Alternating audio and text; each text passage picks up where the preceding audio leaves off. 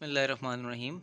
Now in this short video we are going to discuss some important mechanical features and functions of the vertebrae, and we will also try to discuss and see how the vertebrae they are interacting and moving with each other, which are collectively called as the vertebral motion dynamics. Now, if you look at these stack of vertebrae, on the right hand side, we are looking at the cervical vertebrae. These are the cervical vertebrae. These are the thoracic vertebrae. And these are the lumbar vertebrae. Now, it is important to note the angle of orientation of all these vertebrae. If you look at the cervical vertebrae, here you can see that they are more towards the frontal and as well as the transverse or the horizontal plane, and they are making an angle of about roughly 45 degrees on average as seen from the transverse plane or the horizontal plane.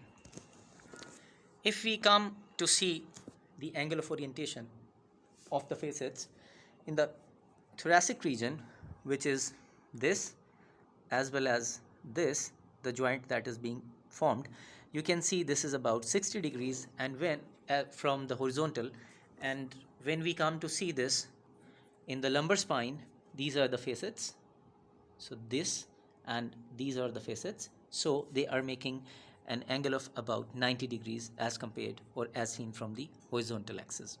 Now this is important to remember that look at the size of the intervertebral foramen. You will see the size of the intervertebral foramen to be the smallest in the cervical region, which is a bit increased in the thoracic region, here, here and here, and in the lumbar spine this is the maximum. So these are the regions where the intervertebral nerve passes, and this is the site of compression of most of the nerve in the lumbar spine at L4, L5, L5S1, and in the cervical region as well. So all these mechanics that we are going to discuss right now are applicable to whole of the spine. For example, for the cervical spine, it is believed that there is a division of the cervical spine like upper cervical spine and lower cervical spine. The thoracic spine is divided into upper, middle and lower thoracic spine, and the lumbar spine has not been divided. So first of all, let us discuss the very basic features that are very important for us to understand the vertebral motion dynamics. For demonstration purposes, we will be taking only two vertebrae because collectively these two vertebrae they make a motion segment. Now this is the side view of the vertebrae, and let's try to see what happens when there is flexion of the spine. So whenever there is flexion of the spine, you can see that the facets are opening bilaterally. This is from the side view, and if we see it from the back, we can see that the facets are opening. This is called the facet opening, and this is happening in the movement of flexion. Whenever there is extension, there is closing of the facets.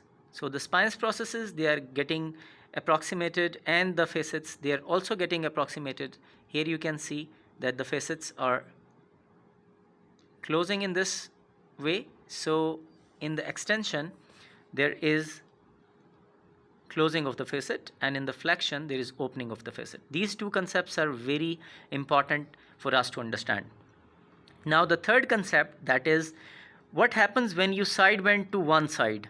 If you see, if I'm side bending to right, for example this is the right and this is the left, so when we are side bending to the right, the facet on the right side they are closing, and the facet on the left side they are opening. So this is very easy to understand and see. Now what happens when we rotate to any side? For example, let's say that there is rotation to the right. So if we see this is the rotation to the right, what is happening that the facets are opening in such a way that it is called as gapping. So there is no contact between the two facets, and it is called as facet gapping, and this gapping is towards the same side or the side of rotation.